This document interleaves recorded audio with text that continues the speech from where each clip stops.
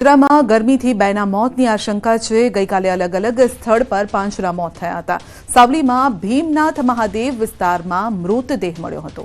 યુવકના મૃતદેહ પાસેથી દારૂની ખાલી પોટલી પણ મળી આવી। પોલીસે ગરમીથી મોત થયું હોવાનું નોંધ્યું અને બૌથા ગામમાં ખેડૂતનું ગભરામણ બાદ ઢળી પડ્યા બાદ મોત થયું છે।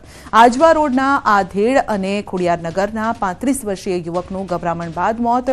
છાણીની બાળકીનું ગોત્રી હોસ્પિટલમાં સારવાર દરમિયાન મોત થયું। તમામ મૃતદેહોના પોસ્ટમોર્ટમ રિપોર્ટ બાદ મોતનું સાચું કારણ બહાર આવશે। વધુ અપડેટ મેળવીશું સંવાદદાતા હાર્દિક પાસેથી। જી હાર્દિક, બે મોત થયા છે વડોદરામાં અને આશંકા વ્યક્ત કરવામાં આવી રહી છે કે ગરમીના આ કારણે મોત થયા છે। જો ગરમીના કારણે મોત હોય તો આ એક ગંભીર બાબત છે, કારણ કે હજુ તો ઉનાળાની આ શરૂઆત છે। બિલકુલ થી જો વડોદરા શહેરની વાત કરીએ તો વડોદરામાં કાળઝાળ ગરમી પડી રહી છે અને હવે વડોદરા શહેરની વાત કરીએ તો નાગરિકોના ટપોટપ જે મોત થઈ રહ્યા છે તે ચોક્કસથી ચિંતા જગાવે તેવો વિષય છે। ગરમીના કારણે બે વ્યક્તિના મોત થયાની આશંકા વ્યક્ત કરવામાં આવી રહી છે, પરંતુ હજી સુધી પોસ્ટમોર્ટમ રિપોર્ટ આવ્યો નથી। એના કારણે ચોક્કસ કારણ જે છે તે આપણે કહી ન શકીએ।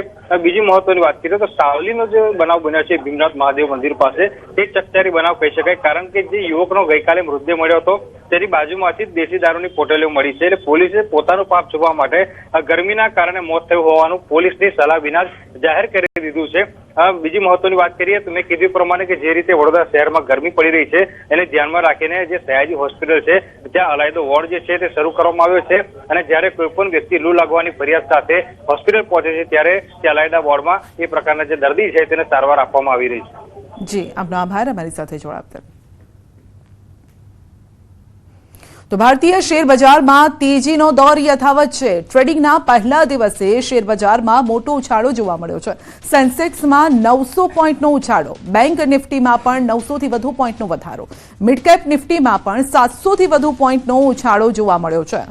વધુ અપડેટ મેળવીશું સહયોગી સિદ્ધાર્થ પાસેથી। જી સિદ્ધાર્થ, અઠવાડિયાની શરૂઆત છે, લાંબા સમય સુધી માર્કેટ ડાઉન રહ્યા બાદ હવે એક તેજીનો દોર। એક સારી વાત એ પણ છે સંજય, જે રીતે આપણે પણ કહ્યું કે જે નિફ્ટી બેંક છે કે બાકીના પણ જે સેક્ટર છે એમાં પણ ઉછાળો આવ્યો છે અને આપણે પાછલા વીકની એક્સપાયરી પણ જોઈએ તો ગુરુ અને શુક્રવારે પણ એ રીતની પરિસ્થિતિ છે કે માર્કેટ ઉછાળા સાથે શરૂ થયું અને બંધ પણ ઉછાળા સાથે થયું। ઘણીવાર એવું થતું હોય છે કે માર્કેટમાં ઉછાળો આવે છે પછી બંધ થતા થતા ક્લોઝિંગ ટાઈમ સુધીમાં એ ડાઉન જતું રહે છે, પરંતુ અત્યારે તમે જુઓ તો 930 પોઈન્ટથી અપ ચાલી રહ્યો છે।